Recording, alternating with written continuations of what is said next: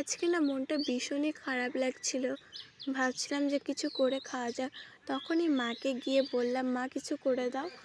তো মা বললো ঠিক আছে, ফ্রাই আর চিকেন করে দিচ্ছি। তারপরে মা করে দিল। তো সেই রেসিপি তোমাদের সাথে শেয়ার করছি। সো হ্যালো ফ্রেন্ডস, আমি মিমি। আর ফ্রাই করতে যেগুলো লাগে সেগুলো কেটে নিয়েছিলাম। কেটে নেওয়ার পরে কড়াইয়ে তেল দিয়ে সেখানে সব কিছু দিয়ে দিয়েছিলাম। তার সাথে অ্যাড করেছিলাম কাজু অ্যান্ড কিশমিশ। তো সেগুলো দিয়ে ভাজা করে নিচ্ছিলাম।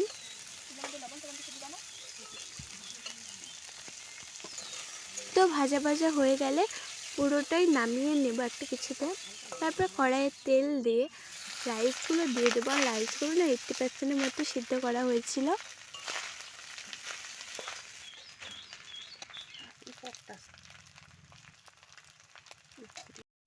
তারপর সেই রাইসটাতে দিয়ে দেব ঘি আর চিনি, কারণ এগুলো ছাড়া তো ফ্রাই হবেই না।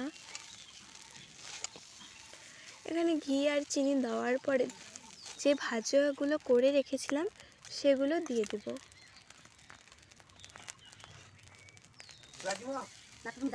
সেগুলো দিয়ে একটু রেখে দিলেই আমাদের ফ্রাই রেডি। তারপর এখানে নামিয়ে নিচ্ছিল।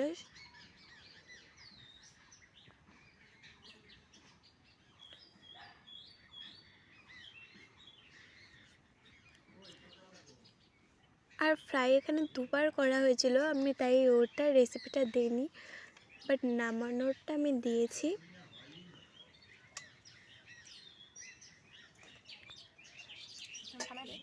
আর পুরো রান্নাটাই আমার মা করেছিল। ফ্রাই তো অলমোস্ট কমপ্লিট। তো এখন করব চিকেন। তো চিকেনে কী কী দেব, ফার্স্টে চিকেনগুলো ধুয়ে নিয়ে সেখানে দেব আদা রসুনের পেস্ট, পেঁয়াজের পেস্ট। তারপরে এখানে দেব হলুদ, নুন আর অল্প তেল দিয়েছিলাম। সেগুলো দিয়ে এখন মেখে নেব। মেখে নিয়ে 5 মিনিট বা 10 মিনিটের জন্য রেখে দেব, ঢাকনা দিয়ে রেখে দেব। তো রেখে দেওয়ার পরে তারপরে মা এখানে দেখি বসিয়ে দিয়েছে। আমি রেসিপিটা দেখালাম না, কারণ চিকেন সবাই করতে পারে। চিকেনটা হয়ে গেলে আমাদের নামিয়ে নিয়েছিলাম। আর চিকেনটা তো দারুণ হয়েছিল খেতে।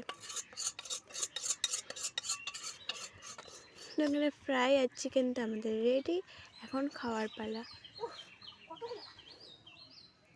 বিশ্বাস করো, এটা খেতে জাস্ট ওয়াও, অসাধারণ হয়েছিল।